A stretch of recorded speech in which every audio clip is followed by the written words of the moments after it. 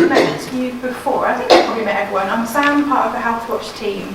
And Christine has just given an opportunity today that we can talk about the ADHD report that we did last year, in the last quarter actually, so it started back in September last year, so a little while ago. But part of this is just to raise awareness, to talk about the report. This was a report not really based on data, but based on sort of qualitative research, of talking to people and understanding what it felt to live with ADHD in our county. So I'll just go through some of the headline details. The report is available on the Healthwatch website, so obviously you can view that in full. I won't go through all of this, I'm sure lots of you Oh, there's already a printed copy on each table, I didn't know that, thank you. So there you go, there is a printed copy on each table as well.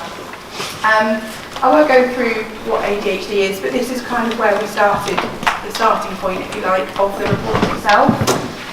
And then our backgrounds and objectives. So the idea, as I said, about this was to really understand the impact of living with ADHD in Herefordshire, and look at the current experiences either of services and support available, but also just the general impact day to day, whether you're an adult living with ADHD or maybe a child and a parent is supporting you, to really get a broad picture of not just in the city but everywhere in our county, of how it felt to live with ADHD.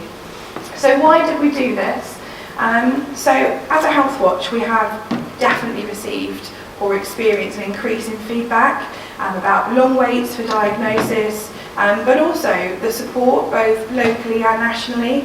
I guess we could say nationally there is more support. There are national organisations that people can be directed to and that you can get information from. But on a really local level, there isn't a huge amount that exists, and especially away from the city, so where people can really easily access support and just peer support, being with others. So then, like I said, during September and December last year, we spoke to 18 individuals in total about their journey, and we looked at just asking questions really around the wider impacts for them and their families. So these were detailed in sort of semi-structured interviews, as you can imagine. I didn't really want to go into this with preset questions. I just wanted people to talk about where they're at. Some people during this time would be maybe on a completed journey. They may have had a diagnosis and maybe getting the support they need. But there were people during this that were just starting out, just recognising this may be something for them that they need to look further into. They may be working with a school if it was a child. So it was a really wide spectrum of people on a journey. So the interviews were semi-structured. They lasted between 45 minutes to 2 hours. And they were all set in environments of their choosing. So some people were happy to talk on the phone, some people were happy to talk face to face, some were in groups, and some of this was done purely on email communication, so back and forth talking about their experiences, asking more questions. But as I said at the start, this was a listening project, it really wasn't about data. So from this, we looked for themes. That was the original intention, themes in the feedback to develop findings for the report. So what did we achieve?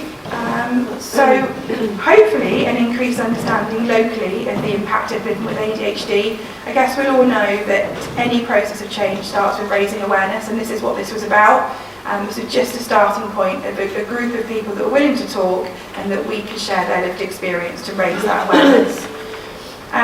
We did identify ideas and suggestions to improve education, training and awareness through the sharing of the lived experience, provide recommendations to support advocacy for ADHD, promoting the needs and rights of individuals, and to share this with educators, employers and policymakers to encourage the implementation of support and adjustments.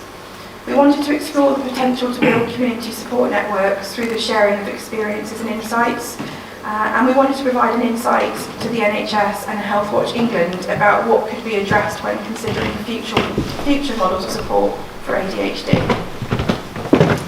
So what did we hear? As I said, every journey was really unique. None of them could be described as easy or straightforward, if I'm honest. I found them really difficult stories to listen to. Some have been less traumatic than others. All the individuals we spoke to felt that a formal diagnosis would make or has made a difference, and it's a significant difference, I should say, to either them or their child. Conversations were emotional, and often parents spoke about their child's ADHD journey. It was very clear to hear the frustrations in delays and navigating services and access to services, the lack of formal support and recognition along the way, and in some cases, really what can only be described as discrimination towards parents came through. Many individuals told us the formal diagnosis has helped them access the right statutory support, so maybe through SEND registration or benefits. But few expected a diagnosis to automatically open doors to new levels of support, but this would be invaluable to many when needing support with employers or further on in life. So I've tried to hear, and I'm sorry it's not overly clear on here, it might be better from the back, but these were just some of the quotes that I've picked out from the report, just things that people were saying, and I think although some of these are quite short, it kind of gives you a flavour of what we were hearing. So for example, that top one, this has impacted my whole life, and when I look back on my younger self, I feel so sorry for myself and so sad. One of the ones that came out was, what is the point of going to GP? They don't know about the right to choose. I had to take the NICE guidelines to the GP to be referred, so they would not know the answers to my questions. And that was quite a common theme that came through, that people just thought they won't understand, so I won't bother going. So there was a real group of people here that hadn't even accessed that initial primary care support. It was difficult because you don't want him to be labelled, but my understanding is that without the label, you don't get the support. A label helps him access the support he needs. So a lot of the conversations were around labels. And labelling is a really hard thing, because for some people, as described, it was kind of positive, but for a lot it was also negative. But we have to consider why they want to be labelled and what that was all about, and the report gives a lot more detail about that. So some of the recommendations that were in the report, and again these are just a selection, there are more details in the full report, but I think the most common and the primary one that came out was the use of peer support groups. That is what people want, that is what people are saying, across all ages, across all kinds of, whether you've had a formal diagnosis or not, they really wanted support networks set up within the county. So we thought about here, a lot of people were quite forward in thinking, actually using existing networks, so parent carer forums, talk community hubs, where they could provide specific ADHD networking opportunities for people, and bringing them together, making a safe space, knowing that's where they can meet. The next one was supporting primary care services to provide more knowledge to those waiting for a diagnosis. So maybe more of an offer, support sessions, local peer support groups again, digital resources. There are some great digital resources online, but quite often they're not utilised enough in that initial sort of navigating and sort of waiting times. So primary care services educated further on the right to choose, that came out quite a lot, and there was quite a big disparity across the county where this was offered in some places and not in others, so maybe making that a little bit more consistent. Creating support networks for parents through schools on a very local level, so we talked about that here before in other areas, but that sort of school gate environment, making it really local to that particular school. And then providing opportunities to facilitate basic training sessions for employers to understand ADHD, but also how to support people better with the condition, reasonable adjustments, and keeping them engaged in their employment. A lot of the people, and you'll see in the report as well, a lot of the people that we spoke to spoke about a real struggle in that part of their life when they went into employment, staying engaged in the job, keeping that level of interest. So there's something there that maybe could be supported through employers in our county. And then finally, a local support service that provides advocacy and support for adults and older children with ADHD, and can support them with occupational issues, routes into work, improving life skills, to help them keep and maintain a routine with that life admin element that seems to be the biggest struggle. Right, I thought it was on the slide there, sorry. That was a bit embarrassing. So that's a summary of the report so far. Sorry, no, it's me. The report itself has got one of the lived experiences stories attached to it. There are 17 others that have been anonymised, so I'm willing to share those if people want to read them and understand a bit more context of where some of that information came from. And please just ask. I obviously can't attach all 17 or 18 to the report, but just shout and we can share them. And I think we're going to have a go at a bit of an experiment. Yeah, I was. Don't think. I'm just going to shout because that's awful. We were going to do a bit of an experiment about trying to recreate for you what it might feel like to live with ADHD. But it might not work so well with a smaller amount of people. Possibly not. Do you think? Or maybe if we condensed it, would that work a little bit? I don't know. Maybe we just watch the video instead. Should we try that? I think that might be a good idea. Before we do that, one of the things that has come out of several things have come out of the report to note that Healthwatch will be taking forward.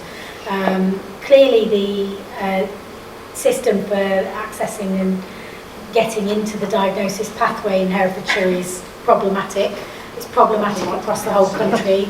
There's a very long waiting list. Polite way of putting it, Christy. Yes, very long waiting lists, and it's really quite difficult to even get to that point of being on the list.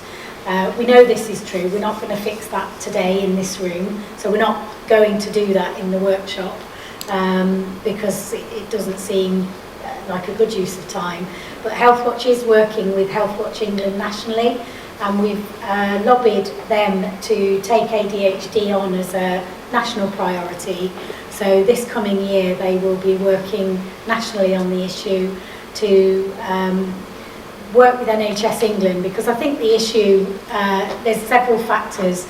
There's a massive increase in the demand for assessments, which I don't think is fully understood exactly what's caused that, multiple factors, but I think the NHS nationally need to do some work to understand that. And then the model for how we currently diagnose people through the NHS, it's over several appointments, it's over a period of time, it's gathering evidence from different settings of a person's life, and it's sitting down and observing behaviours. It's not a quick test.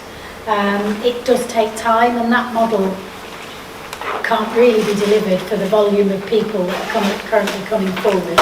So the sustainability of the way things are currently done has got issues. So that's really the thing that we've asked Healthwatch England to champion across the country and work with NHS England to consider other things that could support that issue. So, you know, even if there were the money, you wouldn't have the amount of psychologists and psychiatrists to employ to deliver it locally. So fundamentally, the model is a little bit broken, and nationally there needs to be a real look at it. So we are moving forward with this project in that way, but there isn't a quick local fix to this.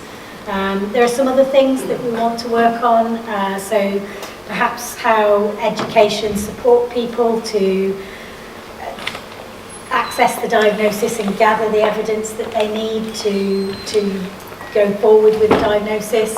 I think there's work that we could be doing with schools to promote that, so that's another avenue.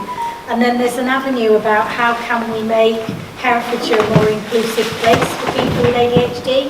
I mean, actually any people would be a good start, but today we're going to focus on that bit, on the peer support element in the workshop. But before we do that, we're going to play a video, and what we were going to do was get each table doing a specific task while this video was on, to create a little bit of distraction and chaos, to give you a flavour of what it might be like to focus on something with ADHD.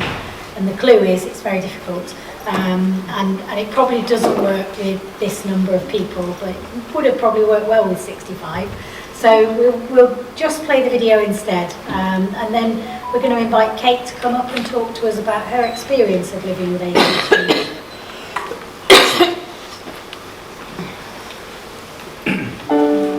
I asked people with ADHD one question.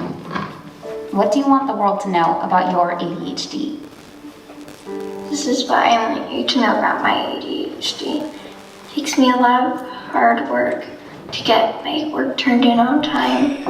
I'm very smart, but my grades drop sometimes. If I could actually sit down and start my homework, I would. But many days I just can't, and struggling with something so seemingly simple tends to make me feel very frustrated or even stupid.